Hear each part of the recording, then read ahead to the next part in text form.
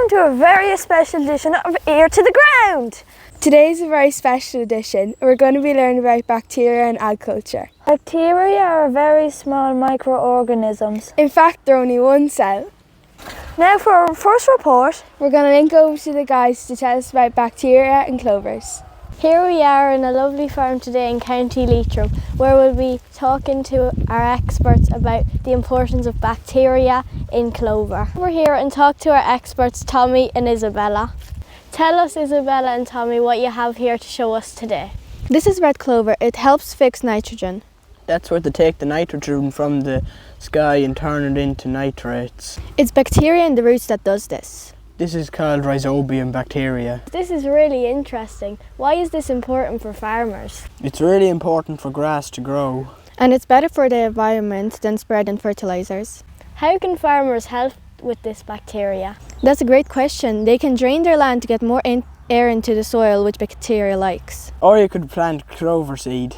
That was really interesting, guys. Clearly clover is very important. Wasn't that really amazing? Yes, it was. Now we're going to go to the ploughing to find out the science of silage.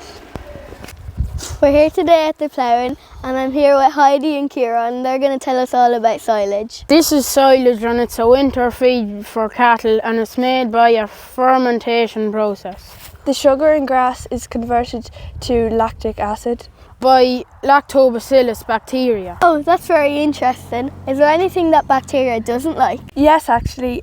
These bacteria don't like oxygen. That's why the farmers wrap their bales. So what have you set up here to show me?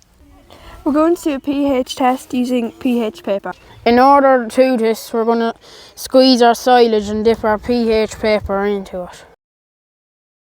We'll dip it into this silage juice and use our pH tester to find out what pH it is. It's pH 4, which is the best pH for silage. This has been a really interesting lesson about bacteria and silage. Don't you agree? I never knew there was so much science in silage. Neither did I. Now we're going to go over to the lab to find out the bacteria in milk. For this report, we are going to be finding out the importance of bacteria on a dairy farm. We're going to be talking to a dairy farm worker and a scientist, so let's pop into the lab. So we're going to meet farmer Alana and scientist Ryan. They're going to tell us about the bacteria in milk.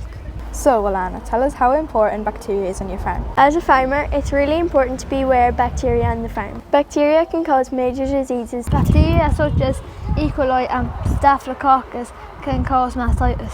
And why is mastitis a problem on the farm? Mastitis causes the udder to become hot, red and inflamed. And it causes the milk to go all hard and lumpy. Sometimes there's no symptoms, but in the lab you can test a somatic cell count to see does it have mastitis. So if it's such a big problem, how does a farmer treat and prevent it? Great question. We keep our clusters clean and use antibacterial sprays such as iodine. In a case of infection, you treat with antibiotics. That was really interesting to learn about the bacteria in milk. Let's pop back to Emily and Caden. Who knew that such small organisms will make such a big impact on the farm? Yeah, bacteria is so important in everything. That's it for me, Emily. That's it for me, Caden. Goodbye from Carrigallen, County Leitrim.